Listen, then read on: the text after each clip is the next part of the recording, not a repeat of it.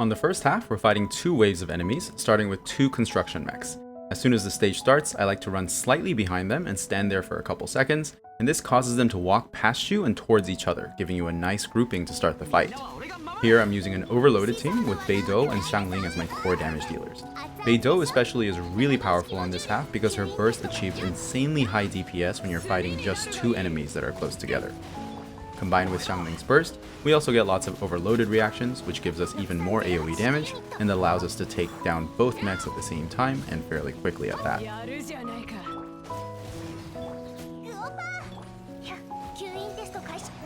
On the second wave, we're fighting two Breacher Primuses. Grouping these guys isn't as difficult because they don't move around as much as the construction mechs, but if you are having trouble keeping them together, one thing you can do is run to the front of the arena right when they spawn in, and that will pull them a little closer together.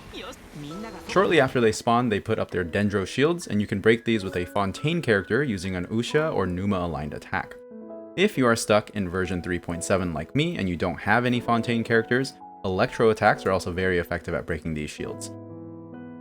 Beidou again comes in really clutch here because her burst is a very rare 4U Electro attack, which breaks the shields almost instantly.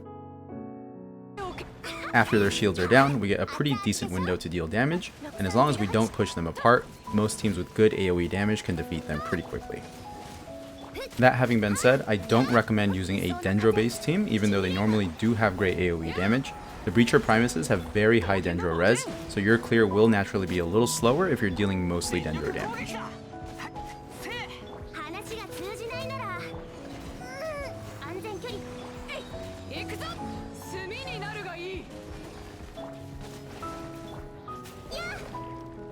Going over some other team comps that work well here, almost any team that has Kazuha or Venti will do really well on this half.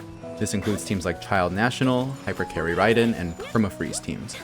The enemies are semi-heavy, so they can't be lifted up, but they can be pulled together by strong vacuums, and that includes Kazuha's skill and Venti's burst. So both of them make this half a lot easier since you don't really have to worry about grouping them.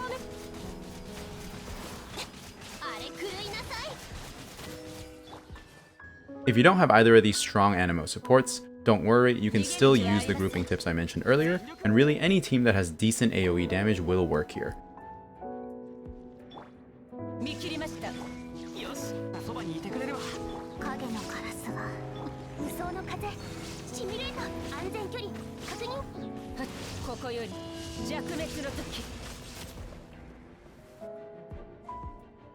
On the second half, we are up against the Ruin Serpent. When the fight starts, the boss does take several seconds to load in, so I like to use my buffs and setup abilities here. Hyper Bloom is really strong on this half because it outputs very high single target damage, and it's naturally good for bosses that like to run around a lot.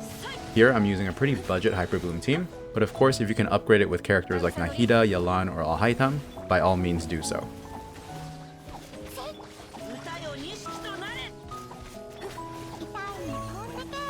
For the boss's second attack, it's a coin flip between this ground sweeping attack or this quicksand attack. Obviously, the quicksand attack is a lot worse to get because you can't really hit the boss for most of the attack's animation, but the ground sweeping attack is a really good window to get some significant damage done. For the third attack, the boss will use this long wind-up attack, and we need to hit these 4 glowing cores to interrupt its channel and put it into a vulnerability state. In reality, it's very difficult to aim for these cores explicitly because the boss is spinning so fast. Attacks that can hit multiple times quickly in a large area, like Keqing or Alhaitam's burst, are pretty good at consistently hitting all of these cores. Even if you don't have these specific characters, if you're using a team that has a lot of fast multi-hit abilities like Xingqiu's burst, just spamming your attacks really quickly can get the job done most of the time. For the rest of the fight, the boss repeats these attacks, so focus on capitalizing on the damage windows when it uses its spike attack and ground sweeping attack.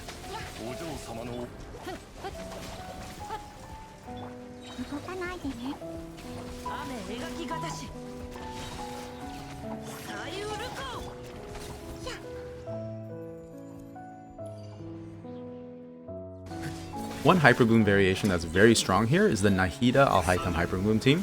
Not only does it output a ton of DPS, but it's also very consistent at interrupting the boss's wind-up attack.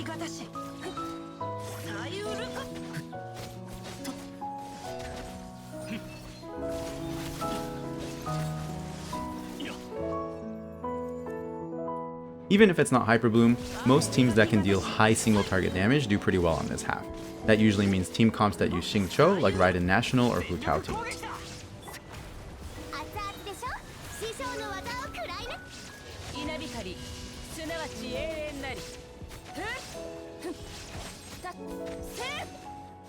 Lastly, Tinari teams are also very popular on this half.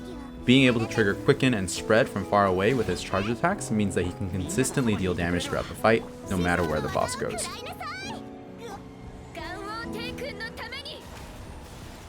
As a closing note, I know this boss can be pretty frustrating because it spends a lot of time underground, but as I mentioned earlier, if you focus on lining up your DPS spikes with the damage windows that you do get, you can get a surprising chunk of HP off with each attack. Hopefully the tips on both sides make this chamber a little easier for you, and as always, thank you so much for watching.